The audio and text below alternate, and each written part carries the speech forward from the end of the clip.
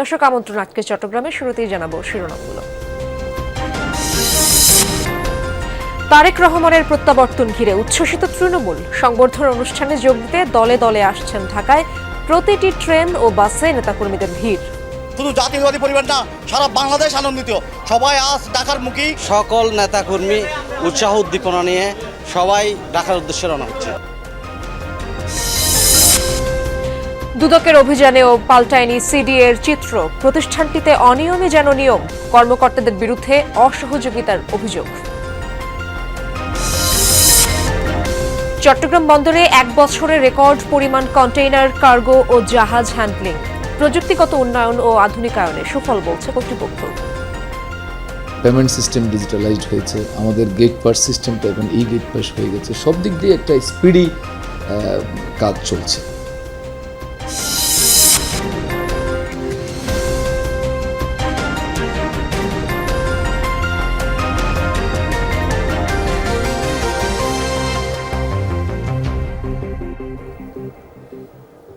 দর্শক, এতক্ষণ শিরোনামগুলো দেখছিলেন। পুরো সময় জুড়ে আপনাদের সাথে থাকবো আমি ইশরাত জাহান।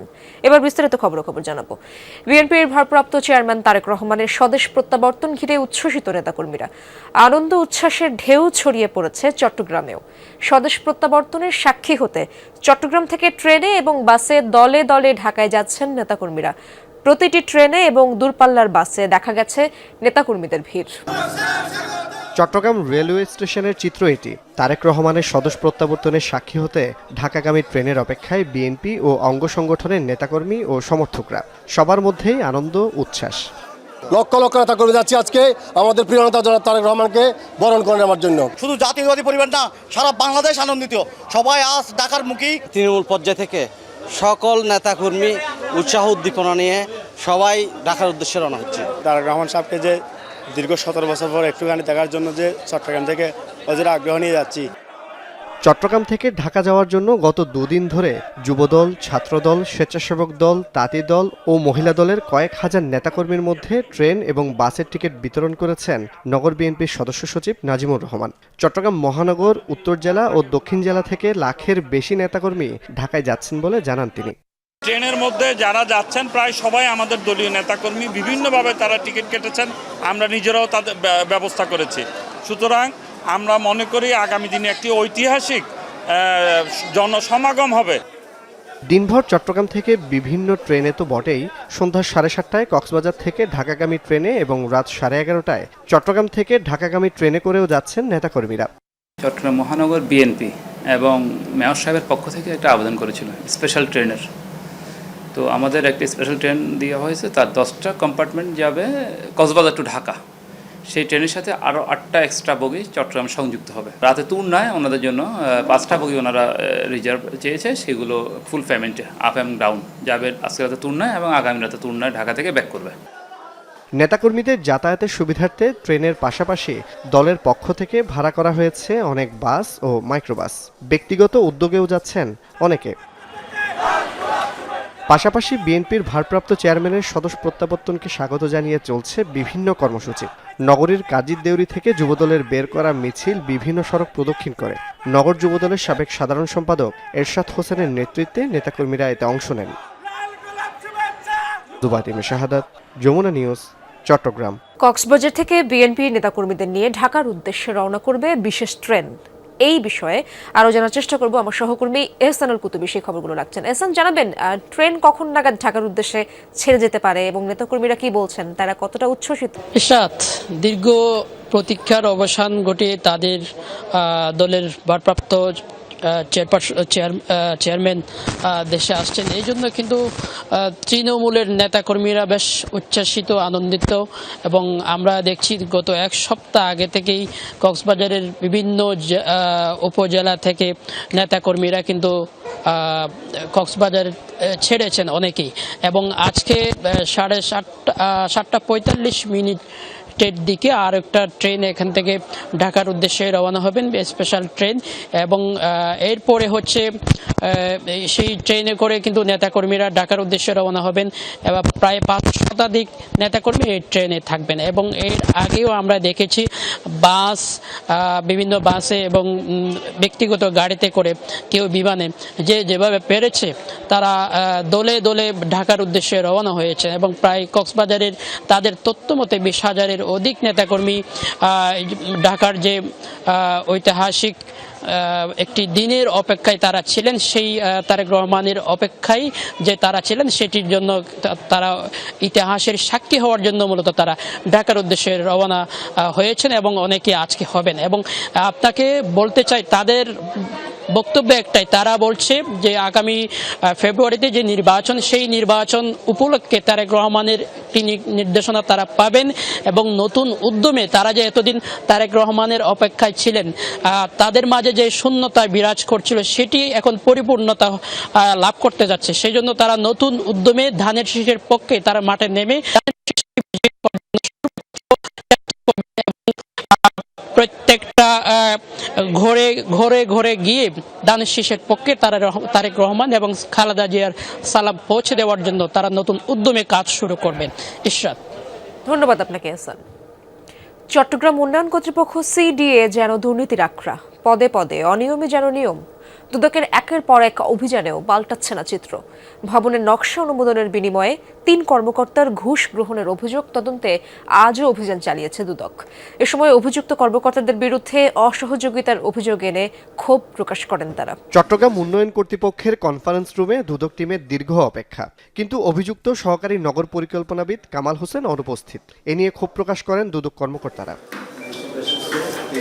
অনেকক্ষণ পর সহকারী নগর পরিকল্পনাবিদ আসলেও তার বিরুদ্ধে সিডিএ চেয়ারম্যানের কাছে অসহযোগিতার অভিযোগ আনেন দুদক কর্মকর্তারা।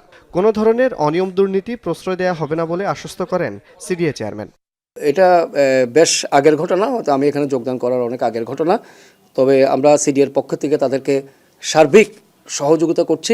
আমরাও চাই যদি কোনো জায়গায় কোনো দুর্নীতি থাকে তাহলে সেই দুর্নীতি দূর হোক এবং আমাদের সিস্টেমগুলো আরও ইমপ্রুভ হোক। ঘটনার সূত্রপাত বাকুলিয়া এলাকার একটি ভবনের নকশা অনুমোদন ঘিরে। এটির ল্যান্ড ইউজেস সার্টিফিকেট দিতে ভবন মালিকের কাছ থেকে কয়েক দফায় ঘুষ নেওয়ার অভিযোগ ওঠে সিডিএর সহকারী নগর পরিকল্পনাবিদ ছাড়াও আরও 2 জন কর্মকর্তার বিরুদ্ধে। এরই প্রেক্ষিতে দুদকের এই অভিযান। বিভিন্ন সময় ঘুষ নিয়েছেন এবং ঘুষ এখনও চাচ্ছেন, এরকম একটা অভিযোগে আমরা অভিযান করি। এই অভিযানের প্রেক্ষিতে আমরা কিছু অনিয়ম পাই, আর ঘুষের যে বিষয়টা সেটা আমরা ডিরেক্টলি তদন্ত করে আমরা পরবর্তীতে আমরা সেটা রেকর্ডপত্র পর্যালোচনা করে সেটা আমরা যাচাই করে দেখব। এর আগেও প্লট বরাদ্দে অনিয়ম, নকশা ও ভবন অনুমোদনে জালিয়াতি, এলিভেটেড এক্সপ্রেসওয়ে ও আউটার রিং রোডের মতো বড় প্রকল্পে ভয়াবহ দুর্নীতি তদন্তেও একাধিকবার সিডিএতে অভিযান চালিয়েছে দুদক। জুবাইর ইবনে শাহাদাত, যমুনা নিউজ, চট্টগ্রাম। 1 বছরের সর্বোচ্চ সংখ্যক কন্টেইনার, কার্গো ও জাহাজ হ্যান্ডলিংয়ের নতুন রেকর্ড গড়েছে চট্টগ্রাম বন্দর। চলতি জানুয়ারি থেকে ডিসেম্বর পর্যন্ত হ্যান্ডলিংয়ের পরিমাণ আগের যে কোনো বছরের চেয়ে বেশি। প্রযুক্তিগত উন্নয়ন ও ব্যবস্থাপনায় আধুনিকায়নের সুফল বলছে কর্তৃপক্ষ। অন্যদিকে সক্ষমতা ও সেবার মান আরও বৃদ্ধির তাগিদ ব্যবসায়ীদের। চলতি বছর কাস্টমস কর্মকর্তাদের কর্মবিরতি, সার্ভার জটিলতা, পরিবহন ধর্মঘট সহ নানা কারণে কয়েক দফা ব্যাহত হয় চট্টগ্রাম বন্দরের কন্টেইনার, কার্গো ও জাহাজ হ্যান্ডেলিং কার্যক্রম। তারপরও নতুন মাইলফলক স্পর্শ করেছে দেশের প্রধান এই সমুদ্র বন্দর।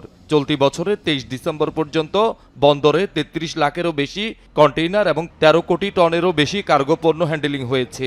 একই সময়ে বন্দরে ভিড়েছে 4300টিরও বেশি জাহাজ, যা আগের যে কোনো বছরের তুলনায় সর্বোচ্চ। আমাদের আরও প্রবৃদ্ধি আমরা করতে পারতাম। কিছুটা আমাদের ধরেন সারা বছরব্যাপী আমরা জানেন বিভিন্ন সময়ে কিছু সমস্যা ছিল, ট্রাক লরি ধর্মঘট ছিল, কাস্টমসের কর্মবিরতি ছিল। এ সকল কারণে আমাদের বেশ কয়েকটা দিন আমরা পিছিয়ে গেছি, নাইলে আমাদের এই ফিগারটা আরও বাড়ত। প্রযুক্তিগত উন্নয়ন ও ব্যবস্থাপনার আধুনিকায়ন এই প্রবৃদ্ধির অন্যতম কারণ বলছে বন্দর কর্তৃপক্ষ।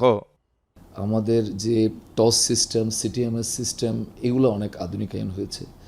আমাদের ধরেন পেমেন্ট সিস্টেম ডিজিটালাইজড হয়েছে। আমাদের গেট পাস সিস্টেমটা এখন গেট পাস হয়ে গেছে। সব দিক দিয়ে একটা স্পিডি কাজ চলছে, যে কারণে এই হ্যান্ডলিংটা বাড়ছে। ব্যবসা বাণিজ্যের প্রসার ঘটায় দিন দিন কন্টেইনার ও জাহাজ হ্যান্ডেলিং বৃদ্ধি পাওয়া স্বাভাবিক বলছেন ব্যবসায়ীরা। এ নিয়ে আত্মতুষ্টিতে না ভুগে দ্রুত বে টার্মিনাল চালু, বন্দরের সক্ষমতা বৃদ্ধি এবং সেবার মান বাড়ানোর তাগিদ তাদের। আমরা কতটুকু স্মুথলি বন্দরের কাজগুলি সম্পন্ন করতে পারছি এবং কত তাড়াতাড়ি এই পণ্যগুলি এক্সপোর্ট যেমন করা যায় এবং ইম্পোর্টের ক্ষেত্রেও যেন সময়ক্ষেপণটা না হয়, সেটাই আমাদের চাওয়া। 5% করে যে গ্রোথটা, সেই গ্রোথ যদি বাড়তে থাকে সেখানে প্রায় 6 থেকে 7 লক্ষ টিউজ অতিরিক্ত কন্টেনার আমাদেরকে হ্যান্ডেল করতে হবে। সেই ধরনের প্রস্তুতিটা কিন্তু আমাদের এখনও নাই। সেই প্রস্তুতিগুলো কিন্তু আমাদেরকে নিয়ে রাখতে হবে না।